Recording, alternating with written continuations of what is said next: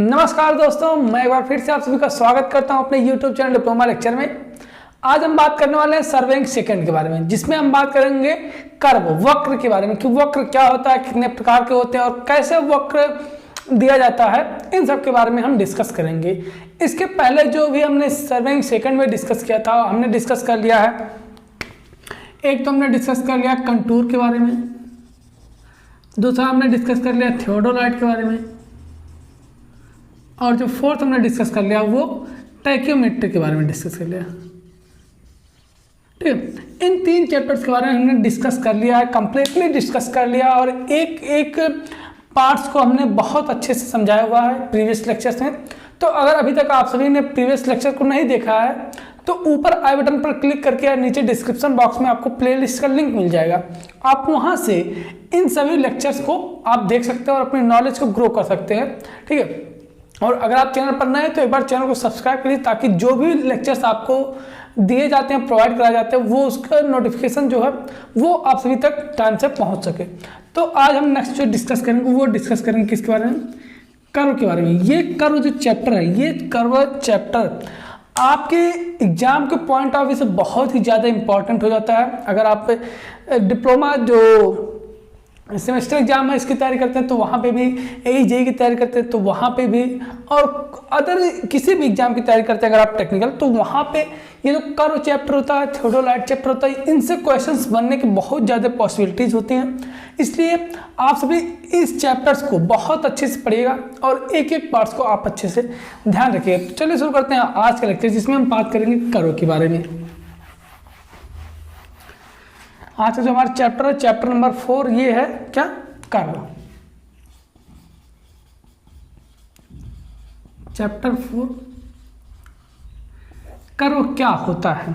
ठीक है, curve generally हमने जो कर्व होता है, ये हमने हाईवे इंजीनियरिंग जब पढ़ रहे थे तो वहां पे भी हमने कर्व के बारे में डिस्कस किया था कि कर्व क्या होता है। यहाँ पे भी डिस्कस करेंगे कर्व क्या होता है। तो जो हाईवे में हमने कर्व पढ़ा था, उस कर्व में और इस कर्व में क्या अंतर, उसकी बात करते थे। तो जो हाईवे में होता है, हाईवे चूंकि हमारा क्या होता है, ऐसे हाईवे होता है, ऐसे इस तरह से हाईवे जाता है ना, तो क्या होता है उसमें कुछ इस तरह का कर्व दिया जाता है। ये कौन सा कर्व है, ये देख रहे हैं आप, वर्टिकल कर्व है। ये ऊपर जा रहा है फिर नीचे आ रहा है, मतलब ये वर्टिकल कर्व हो जाता है, मतलब जिसको हम बोल सकते हैं ऊर्ध्वाधर, क्या, ऊर्ध्वाधर कर्व बोल सकते हैं, मतलब कि ऊर्ध्वाधर बोल सकते हैं, वक्र। कर्व मीन्स वक्र होता है, हिंदी वाले लिख ले वक्र। ठीक है, वक्र होता है कर्व मीन्स। तो ये जो हाईवे में हम प्रोवाइड करते हैं, ये हमारा क्या, ये वर्टिकल कर्व होता है। और जो भी हम जैसे हाईवे में ये भी प्रोवाइड करते हैं, लेकिन जैसे क्या हुआ, हमको दिशा टर्न करनी, इस तरह से मोड़ना है हमको। जैसे क्या हुआ, एक रोड इधर से जा रही थी और एक रोड हमको इस रोड को क्या करना है, इस तरफ मोड़ना है। तो डायरेक्ट ऐसे तो हम मोड़ नहीं देंगे कि डायरेक्ट यहाँ से ऐसे मोड़ देंगे, नहीं, ऐसे ना मोड़ करके यहाँ पे क्या करते हैं, हम यहाँ पे कुछ इस तरह का कर्व प्रदान करते हैं। ठीक है, इस तरह का कुछ मतलब सर्कल की तरह, एक तरह से हाफ सर्कल, या फिर जिसको चाप आर्क बोल सकते हैं, आर्क की तरह एक कर्व प्रोवाइड करते हैं, जिसको क्या बोल देते हैं हम, इसको हॉरिजॉन्टल कर्व बोल देते हैं। तो मेनली कर्व कितने प्रकार के हो गए, कर्व जो होते हैं वो दो प्रकार के होते हैं, एक वर्टिकल कर्व और एक हॉरिजॉन्टल कर्व। एक वर्टिकल कर्व, दूसरा हॉरिजॉन्टल कर्व। ठीक है, तो हमने वर्टिकल कर्व के बारे में पढ़ लिया। हमको वर्टिकल कर्व से कोई मतलब नहीं है, क्योंकि जो भी ग्रेडियंट हाईवे में प्रोवाइड किए जाते थे वो हमारे क्या, वर्टिकल कर्व के अंतर्गत ही आते थे। हमको क्या पढ़ना है यहाँ पे, हॉरिजॉन्टल कर्व के बारे में। ठीक, अब हॉरिजॉन्टल कर्व के बारे में हमको पढ़ना, तो हॉरिजॉन्टल कर्व कितने प्रकार के होते हैं। अगर हम क्लासिफिकेशन ऑफ कर्व देखते हैं, ठीक है, क्या क्लासिफिकेशन ऑफ कर्व की बात करते हैं, जो हमारी हेडिंग होगी वो क्या है, क्लासिफिकेशन ऑफ कर्व। अगर इसकी बात करते हैं तो जो क्लासिफाई किया गया, वर्गीकृत किया गया, ये मैंने दो बेसिस, मतलब कि दो पार्ट में इसको वर्गीकृत किया गया है। एक तो हमारा आ जाता है इसी में सर्कुलर कर्व, सर्कुलर कर्व, और जो सेकेंड आ जाता है वो क्या आता है, transition curve. Transition curve, circular curve means गोलीय वक्र, क्या, सर्कुलर कर्व को वर्तुल या वृत्तीय वक्र बोल सकते हैं, वर्तुल या वृत्तीय वक्र। और ट्रांजिशन कर्व को संक्रमण बोल सकते हैं, संक्रामक, या फिर बोल सकते हैं क्या, एक बार संक्रमण वक्र, संक्रमण वक्र।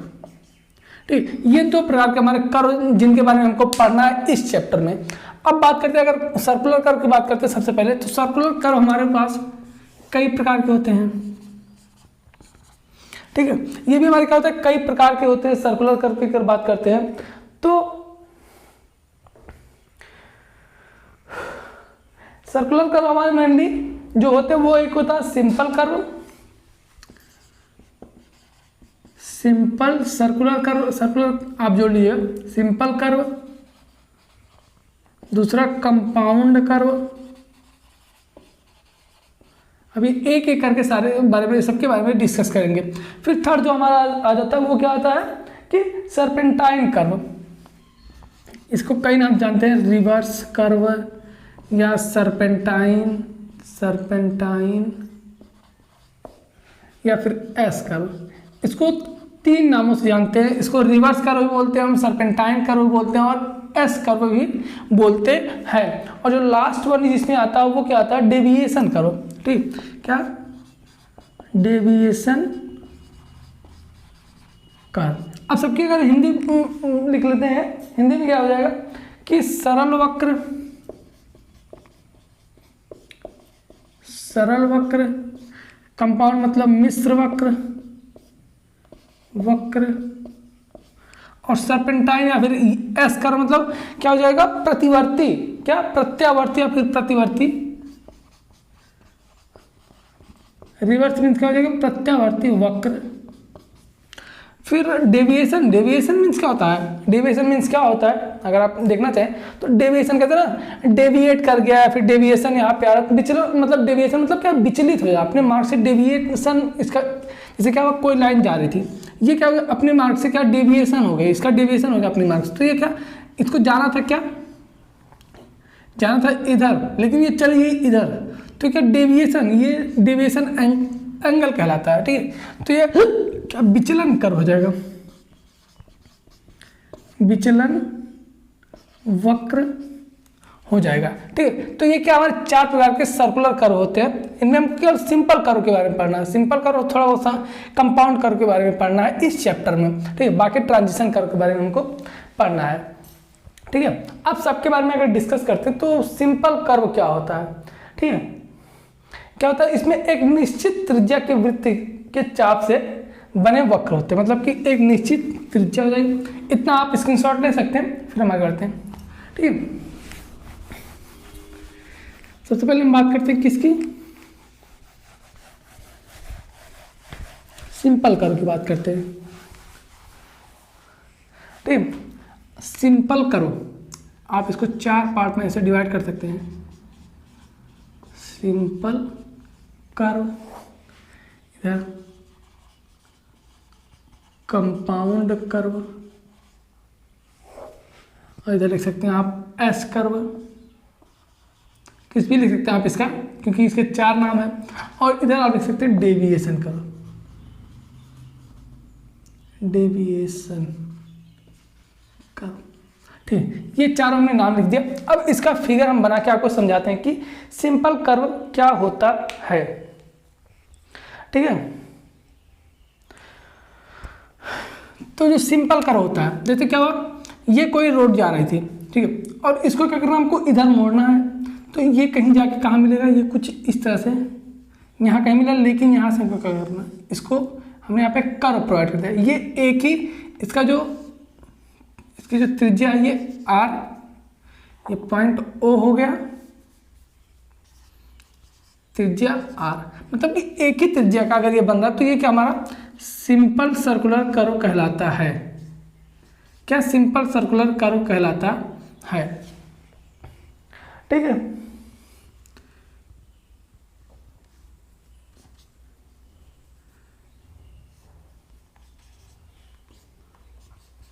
ठीक है, इसको ऐसे प्रदर्शित करते हैं, T1 ये T2।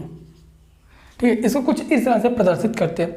अब अगर कंपाउंड कर्व की बात करते हैं तो सिंपल सर्कुलर कर्व क्या होता है, एक निश्चित त्रिज्या के वृत्त के चाप से बने वक्र को, ठीक है, आप चाहे तो नोट कर सकते हैं कि एक निश्चित त्रिज्या के वृत्त के चाप से बने वक्र को सरल वक्र कहते हैं या फिर सिंपल कर्व कहते हैं, और ये आप उसके साथ फिगर बना सकते हैं।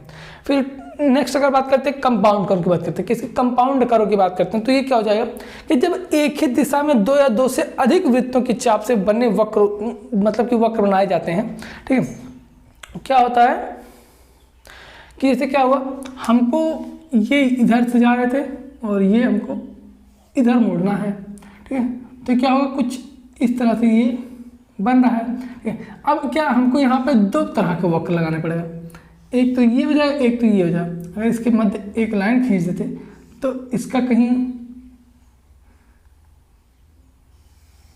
इसका जो रेडियस है ये R1 यहाँ पे बनेगा और इसका R जो बने हैं ये O डैश, ये R2 यहाँ पे बनेगा, ठीक है। इसका जो चाप है, ये जो चाप है इसकी रेडियस अलग होगी और इसकी जो रेडियस है वो अलग होगी, तो ये क्या हमारा कंपाउंड कर्व कहला रहा है, ठीक है। इसको हम T1 T2 T3 इसको लिख सकते हैं, ठीक है। T1 T2 ही लिखिए, P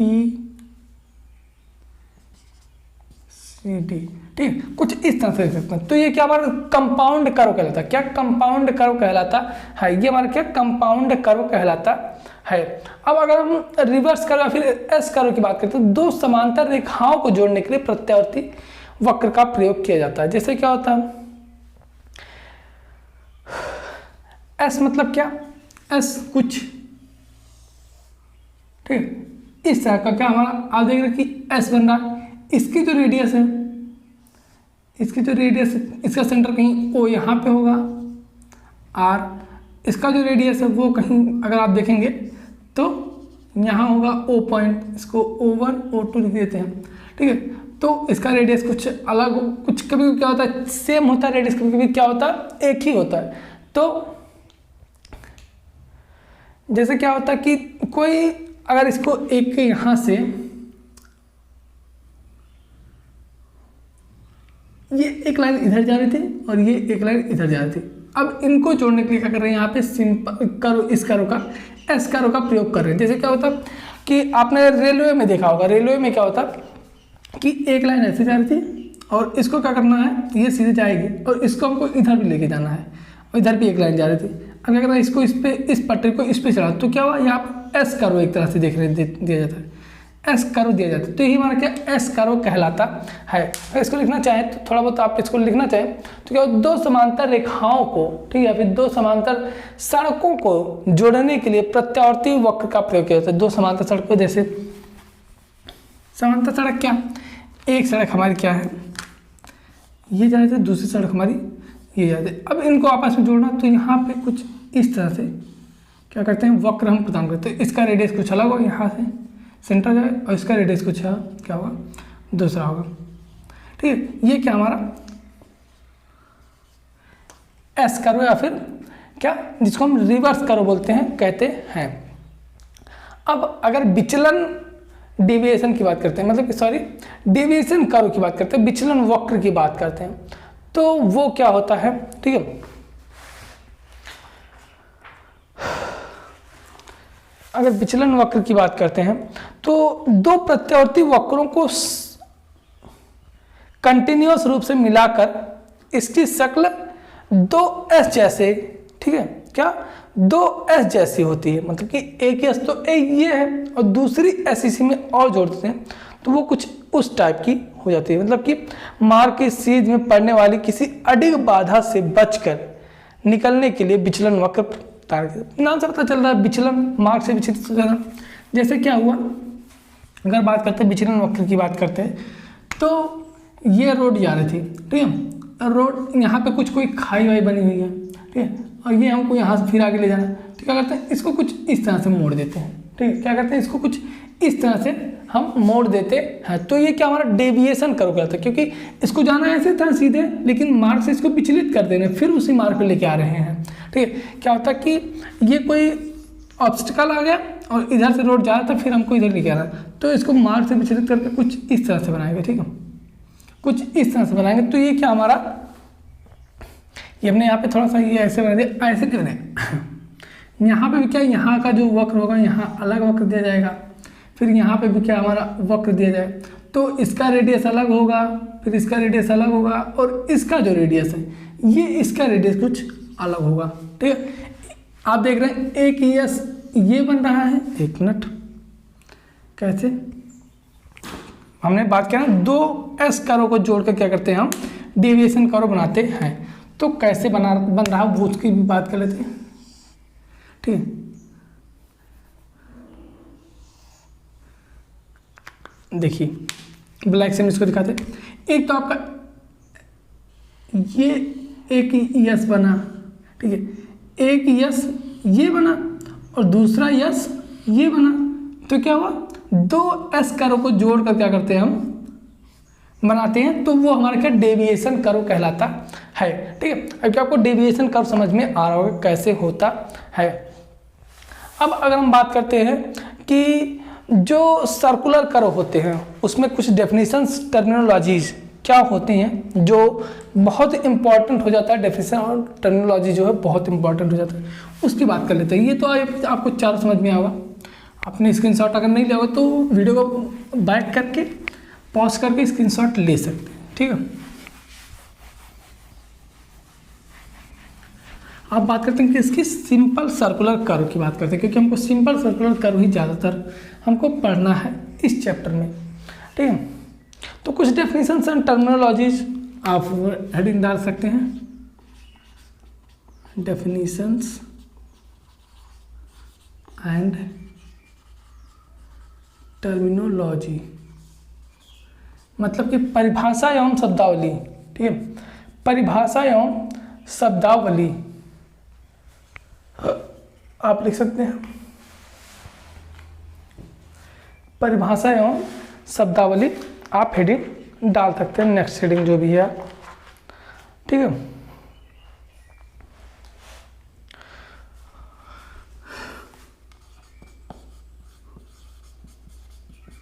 परिभाषा एवं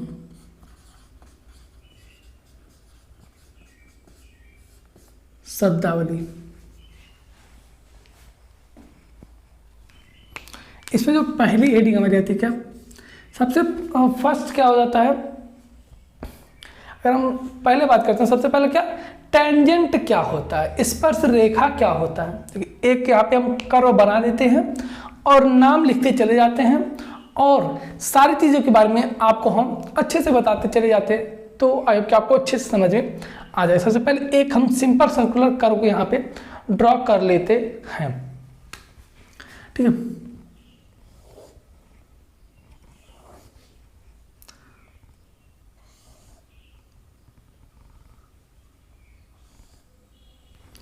ठीक है, ये कुछ कर्व है,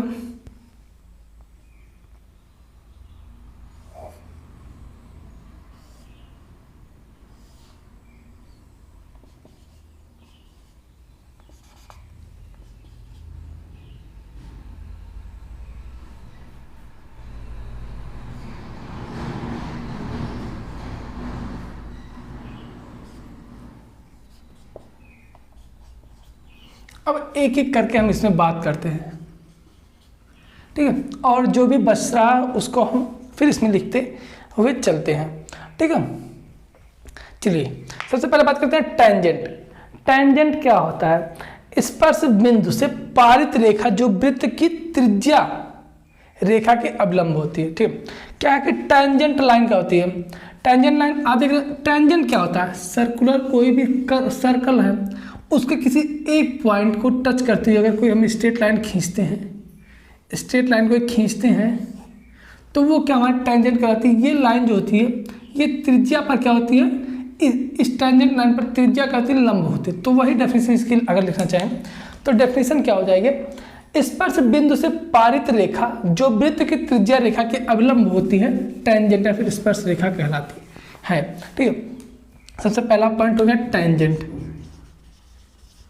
टेंजेंट स्पर्श रेखा, स्पर्श रेखा। तो इसमें स्पर्श रेखा क्या है, अगर बात करते हैं स्पर्श रेखा, इसमें क्या है, एक तो हमारी क्या है ए बी और दूसरा बी सी, ये क्या हमारी स्पर्श रेखा, या फिर इसको लिख सकते हैं ए बी और बी सी, ये हमारी क्या स्पर्श रेखा है, ए बी और बी सी, ये स्पर्श रेखा हो गई। अगर नेक्स्ट पॉइंट की बात करते हैं तो सेकंड पॉइंट क्या आ जाता है, दूसरा पॉइंट हमारा आ जाता है कि प्रतिच्छेद बिंदु, पॉइंट ऑफ इंटरसेक्शन क्या होता है, जिसको हम पी आई या फिर वर्टेक्स भी बोल देते हैं, ठीक है। प्रतिच्छेद बिंदु ये क्या होता है, जब दो स्पर्श रेखाएं, ठीक है, क्या जब दो स्पर्श रेखाओं को सीधा आगे बढ़ाया जाता है तो वो एक उभयनिष्ठ बिंदु पर क्या होता है, आकर मिल जाते हैं, जिसे प्रतिच्छेद बिंदु कहते हैं। जैसे क्या है इस फिगर में, क्या प्रतिच्छेद बिंदु, दो स्पर्श रेखाओं को आगे बढ़ाने पर जहां पे दोनों एक दूसरे को इंटरसेक्ट करते हैं, एक दूसरे को प्रतिच्छेद करते हैं, वो बिंदु क्या कहलाती है, वही बिंदु पॉइंट ऑफ इंटरसेक्शन या फिर प्रतिच्छेदी बिंदु कहलाता है, ठीक है। क्या point of intersection, point of intersection, जिसको पी आई भी बोलते हैं, ठीक है, पॉइंट ऑफ इंटरसेक्शन, या फिर इसी को वर्टेक्स भी बोलते हैं, वर्टेक्स, ठीक है। अब यहाँ पे वर्टेक्स क्या है, ये है पॉइंट बी। अब डेफिनेशन क्या होगी इसकी, दो स्पर्श रेखाओं को आगे बढ़ाने पर, दो स्पर्श रेखाओं को आगे बढ़ाने पर वे दोनों स्पर्श रेखाएं एक दूसरे को जिस बिंदु पर प्रतिच्छेद करते हैं उस बिंदु को प्रतिच्छेदी बिंदु या फिर पॉइंट ऑफ इंटरसेक्शन कहते हैं, ठीक है। ये हो गया दूसरी डेफिनेशन। अगर थर्ड डेफिनेशन की बात करते हैं, ठीक है, तो थर्ड डेफिनेशन क्या लिख सकते हैं इसमें, एक मिनट, कई मतलब कि इसमें अगर आप देखना चाहें तो लगभग 17-18 पॉइंट्स हो जाते हैं, ठीक, क्या 17-18 पॉइंट इसमें हो जाते हैं। नेक्स्ट अगर बात करते हैं हम तो पश्च या प्रथम स्पर्श रेखा, ठीक है, पश्च या फिर प्रथम स्पर्श रेखा, रेयर या फिर फर्स्ट टेंजेंट, दूसरा तीसरा रेयर और फर्स्ट टेंजेंट लाइन, ठीक, पश्च या प्रथम स्पर्श रेखा, ठीक है।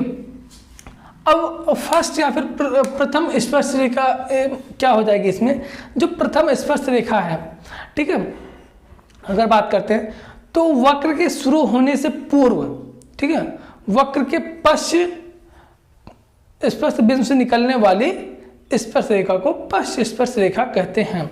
जैसे क्या इसमें पश्च स्पर्श रेखा क्या मतलब कि वक्र के शुरू होने से पूर्व, वक्र के शुरू होने से पूर्व जो स्पर्श रेखा बन रही है, इसके वो यहाँ से वक्र क्या शुरू हो रहा है, वक्र कहाँ शुरू हो, ये T1 पॉइंट से कर्व शुरू हो रहा है और T2 पे खत्म हो रहा, तो T1 पॉइंट से पहले ये जो कर्व बन रहा है, इस कर्व के शुरू होने से पूर्व जो स्पर्श रेखा खींची जाती है वो क्या होती है, स्पर्श रेखा होती है, वो पश्च या फिर प्रथम स्पर्श रेखा होती है। इस फिगर में क्या है, वो T1B है, ये T1B क्या है, प्रथम स्पर्श रेखा है, इसको हम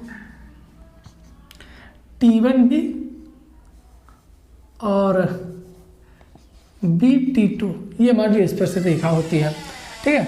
ये क्या हो गया, हमारे फर्स्ट स्पर्श रेखा होगी। जब फर्स्ट स्पर्श रेखा है तो हमारी लास्ट स्पर्श रेखा भी होगी, ठीक है। फिर सेकंड स्पर्श रेखा, जिसको हम फोर्थ पॉइंट का हो जाएगा फॉरवर्ड और second tangent point, second tangent line, मतलब कि हिंदी में क्या हो जाएगी, अग्र या द्वितीय स्पर्श रेखा, क्या अग्र या फिर द्वितीय स्पर्श रेखा, इसकी हिंदी हो जाएगी, आप लिख लीजिए अग्र या द्वितीय स्पर्श रेखा।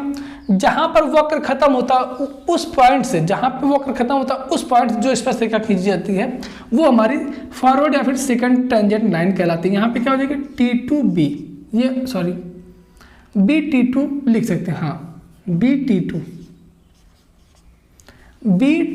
ये क्या हमारी सेकंड स्पर्श रेखा हो जाएगी, वक्र के अंत पर वक्र के अग्र बिंदु से गुजरने वाली, ठीक है, वक्र के अंत पर, वक्र के अंतिम बिंदु से, ठीक है, वक्र के अंतिम स्पर्श बिंदु से गुजरने वाली स्पर्श रेखा अग्र स्पर्श रेखा कहलाती है।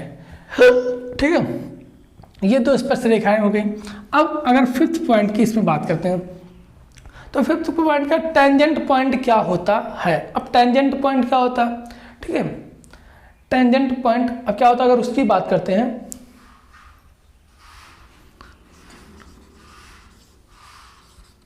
टेंजेंट पॉइंट, अब टेंजेंट मतलब स्पर्श बिंदु, स्पर्श बिंदु क्या है, जहां से स्पर्श रेखा होकर गुजरती हुई हमारे क्या टेंजेंट पॉइंट स्पर्श बिंदु कहलाती है।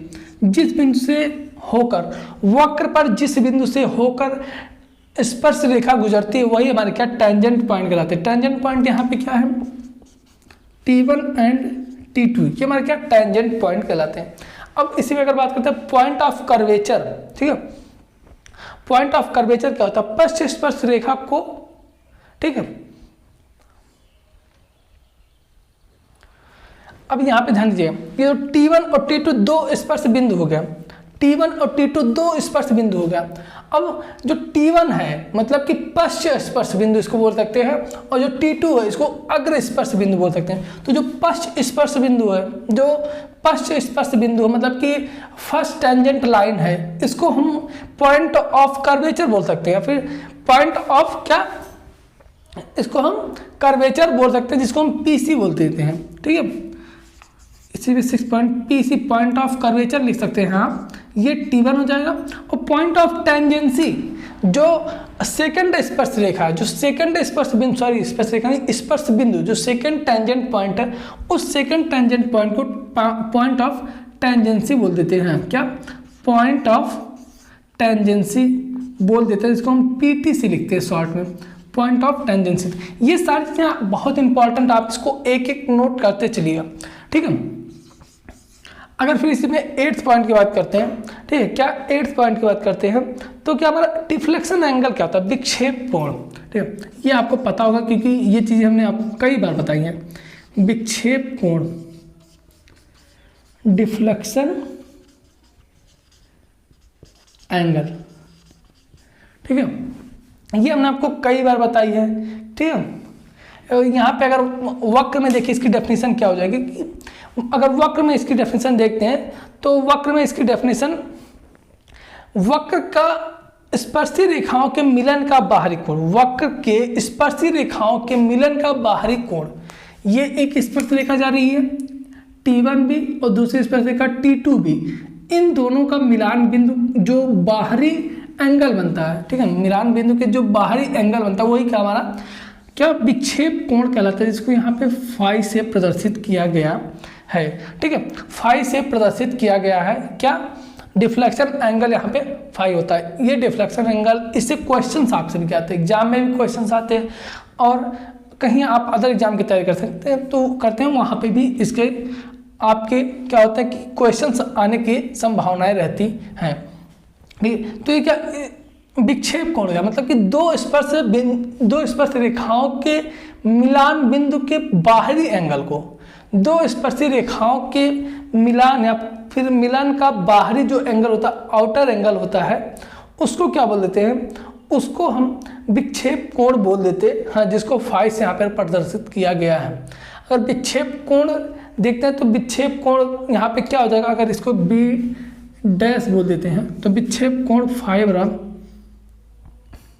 B'BC, ये क्या हमारा विक्षेप कोण यहाँ पे हो जाएगा। आप इतना नोट कर लीजिए, फिर हम इसको मिटाते हैं, फिर अदर पॉइंट्स की बात करते हैं। ठीक है, ये हो गया विक्षेप कोण का, विक्षेप कोण। अब टेंजेंट लेंथ क्या होती है, ठीक है, टेंजेंट लेंथ अगर बात करते हैं, टेंजेंट लेंथ की बात करते हैं। ठीक है, इतना आई होप कि आपने नोट कर लिया होगा। अब हम बात करते हैं टेंजेंट लेंथ की।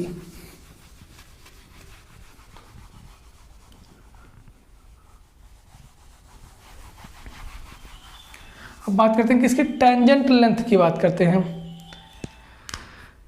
कौन सा पॉइंट था, जो भी रहा हो, आप 9th डाल करते हैं। Tangent length, tangent length, tangent length क्या होता है, स्पर्श मतलब कि स्पर्शी दूरी, स्पर्श रेखा की दूरी, इसको बोल सकते हैं टेंजेंट लेंथ।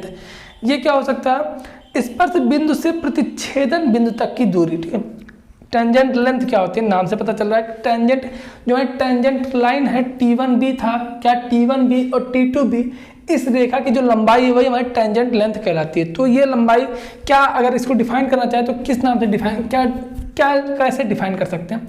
तो ये T1 क्या है, T1 क्या है, T1 हमारा स्पर्श बिंदु है, टेंजेंट पॉइंट है। टेंजेंट पॉइंट से क्या डेफिनेशन लिख सकते हैं कि स्पर्श बिंदु से प्रतिच्छेदन बिंदु, प्रतिच्छेदन बिंदु क्या था हमारा, पॉइंट ऑफ इंटरसेक्शन क्या था, वो था हमारा B, ठीक है। जो टेंजेंट पॉइंट से और प्रतिच्छेदन बिंदु, पॉइंट ऑफ इंटरसेक्शन तक की जो दूरी होती है वही हमारी क्या, टेंजेंट लेंथ कहलाती है, ठीक है। तो यहाँ पे दो टेंजेंट लेंथ निकल के आ रही है, कौन कौन सी, एक तुम्हारी टेंजेंट लेंथ हो जाएगी T1b और BT2, ये हमारी क्या, टेंजेंट लेंथ हो जाएगी, एंड T2b, ये दो टेंजेंट लेंथ कहलाएगी।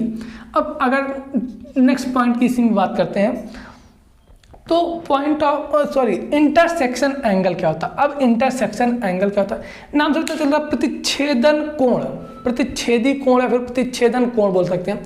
कि टेंजेंट लेंथ क्या होता है, अगर इसकी बात करते हैं, टेंजेंट एंगल क्या, टेंजेंट एंगल नहीं, इंटरसेक्शन एंगल है, प्रतिच्छेदी कोण है, इंटरसेक्शन एंगल की अगर बात करते हैं, इंटरसेक्शन एंगल की बात करते हैं, तो ये क्या होता है, जहां पे दो स्पर्श रेखाएं इंटरसेक्ट कर रही हैं, ये एक स्पर्श रेखा इधर से, दूसरी स्पर्श रेखा इधर से, ये जो इंटरसेक्ट कर रही है जहां पे, इसके बीच जो आंतरिक कोण बनता है, इसके बीच जो आंतरिक कोण बनता है, इसी को क्या हम बोल देते हैं, इसी को हम इंटरसेक्शन एंगल बोल देते हैं। तो यहाँ पे इंटरसेक्शन एंगल क्या है, ये हमारा इंटरसेक्शन एंगल I है, ठीक है, ठीक है। तो ये क्या हुआ, इंटरसेक्शन एंगल, दो इंटरसेक्शन जो टेंजेंट क्या बोल सकते हैं, टेंजेंट लाइन है, जो दो टेंजेंट लाइन जहां पे एक दूसरे को इंटरसेक्ट करती है, इन दोनों टेंजेंट लाइन के मध्य जो बना कोण होता है उसी को क्या बोल देते हैं, उसी को इंटरसेक्शन एंगल बोल देते हैं। इसको हम यहाँ पर I से प्रदर्शित करते हैं। इसको क्या लिख सकते हैं हम, AB1 और C, AB और C, ये क्या हमारा हो जाता है, ये हमारा इंटरसेक्शन एंगल कहलाएगा, ठीक है।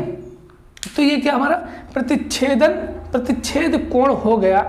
अब अगर हम नेक्स्ट बात करते हैं, ठीक है, क्या अगर इसमें हम नेक्स्ट बात करते हैं,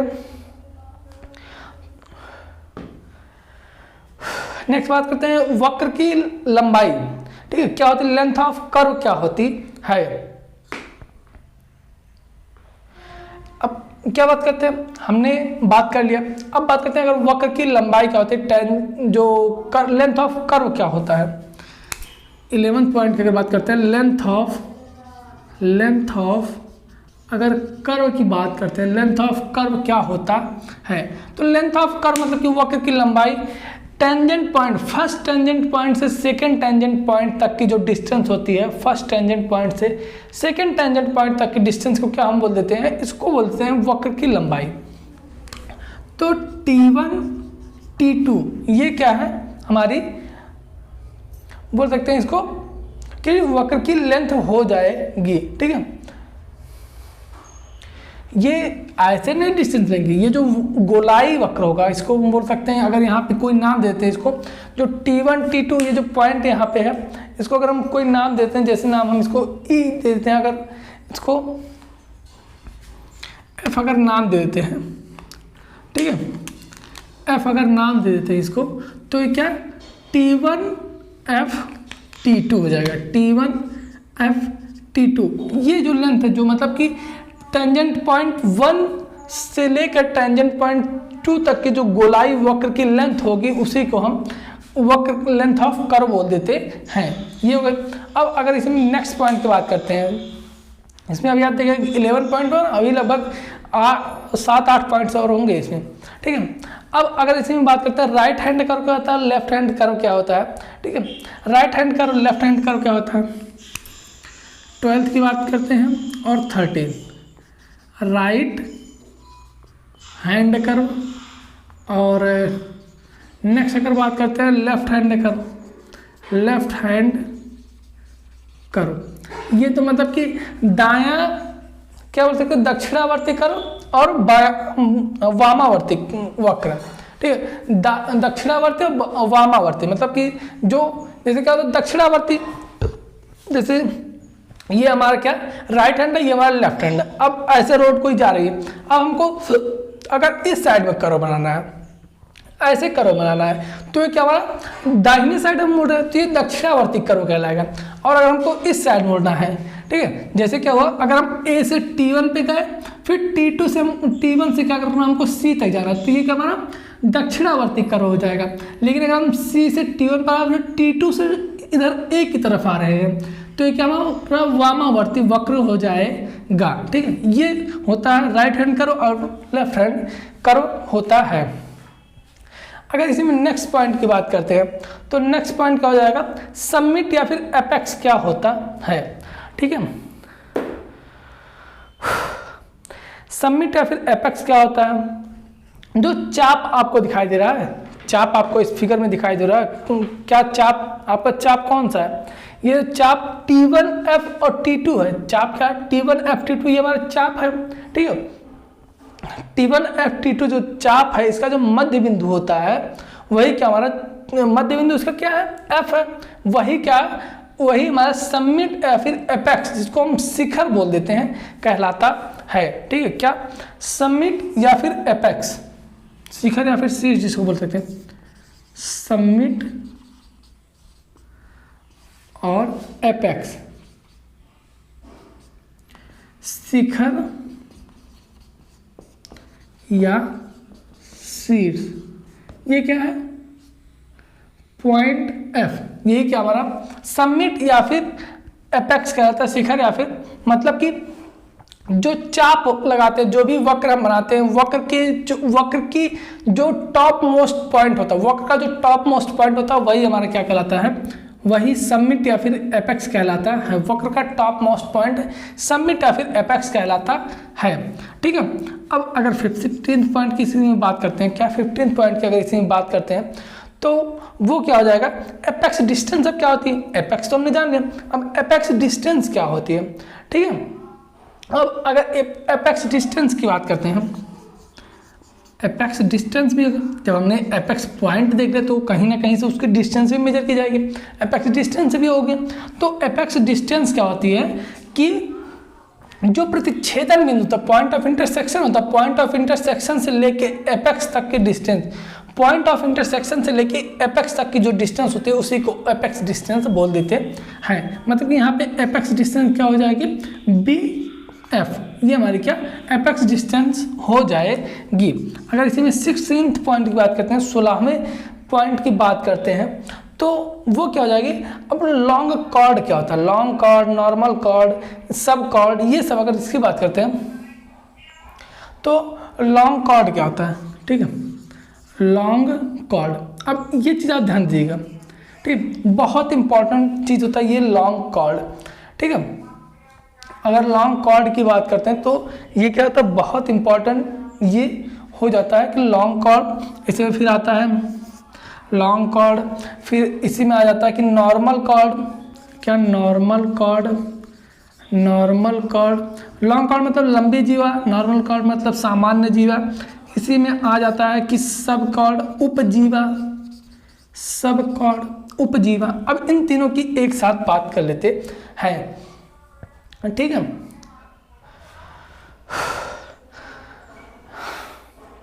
जो लॉन्ग कॉर्ड होता है इसको L से प्रदर्शित करते हैं, नॉर्मल कॉर्ड को C से प्रदर्शित करते हैं, ठीक है। और उपजीवा जो होती है इसको C1 C2 से कुछ इस तरह से प्रदर्शित कर लेते हैं, C1 C2 C3 C4 कुछ इस तरह से प्रदर्शित कर लेते हैं।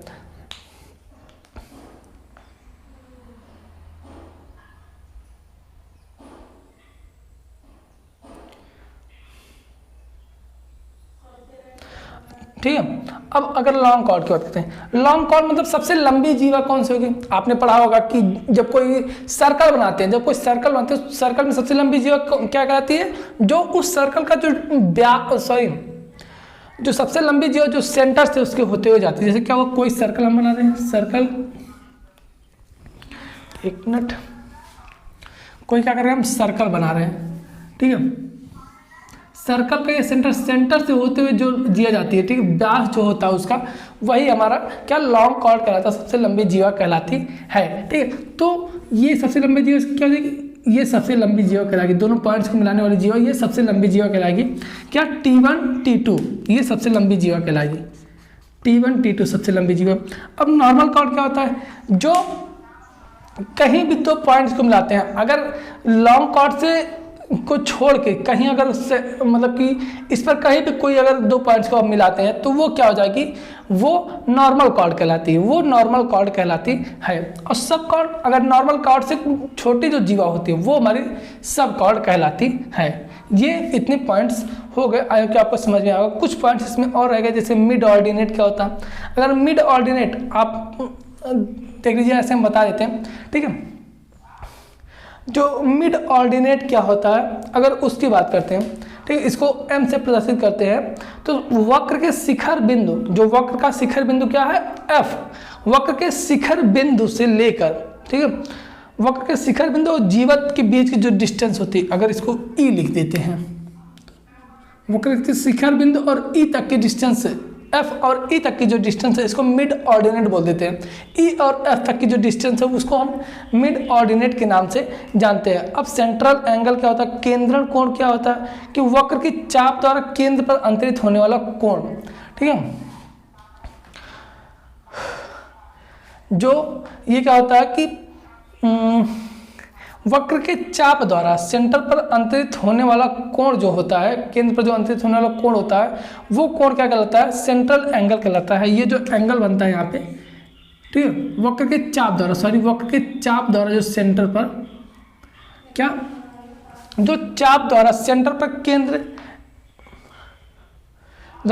में बनने वाला कोण क्या कहलाता है, केंद्र कोण कहलाता है, या कोण विक्षेप कोण के बराबर होता है। ये जो एंगल हमने बनाया है ये इसको क्या बोलते हैं, ये हमारा सेंट्रल एंगल कहलाता है। और ये एंगल क्या होता है, फाई के बराबर, तो जो डिफ्लेक्शन एंगल होता है उस एंगल के क्या बराबर होता है, क्या हमारा केंद्र कोण उस एंगल के बराबर होता है। ये लगभग 19 पॉइंट्स हो गए, 20 पॉइंट्स, हमने 2 पॉइंट्स नहीं लिखे। अगर उसको हम यहाँ पे लिखते हैं, एक हमने क्या बताया आपको, मिड ऑर्डिनेट,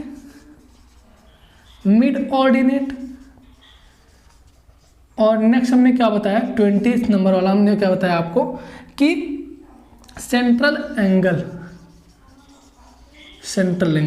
ये 20 पॉइंट्स हो गए इसमें। आयो कि आपको ये 20 के 20 पॉइंट्स आपको समझ में आया होगा, ठीक है। तो ये रहा कुछ शब्दावली और परिभाषाएं वक्र से रिलेटेड, जो कि आपके एग्जाम के पॉइंट ऑफ व्यू से बहुत इंपॉर्टेंट थी। आपको सारे पॉइंट्स समझ में आएंगे। अगर समझ में कोई पॉइंट्स कम समझ में आए तो एक बार वीडियो को आप रिवर्स करके फिर से देख लीजिए, फिर से स्टार्ट करके देखिए, तो आपको सारे पॉइंट्स अच्छे से समझ आ जाएंगे। तो आई होप कि आपको वीडियो पसंद आई है। आज के लिए बस इतना रखते हैं, क्योंकि अगर और आगे बताने जाएंगे तो वीडियो लॉन्ग हो जाएगी, और थोड़ा सा हमें कोई मतलब कि इमरजेंसी आ जाने के कारण हमको जाना पड़ेगा तुरंत, ठीक है। तो आज के लिए इतना रखते हैं, मिलते हैं आपसे नेक्स्ट वीडियो में इसी जोश और जुनून के साथ। तब तक के लिए बने रहिए हमारे साथ। धन्यवाद, थैंक यू। अगर आप चैनल पर नए चैनल को सब्सक्राइब कीजिए, और वीडियो आपको पसंद आती है वीडियो को लाइक कीजिए।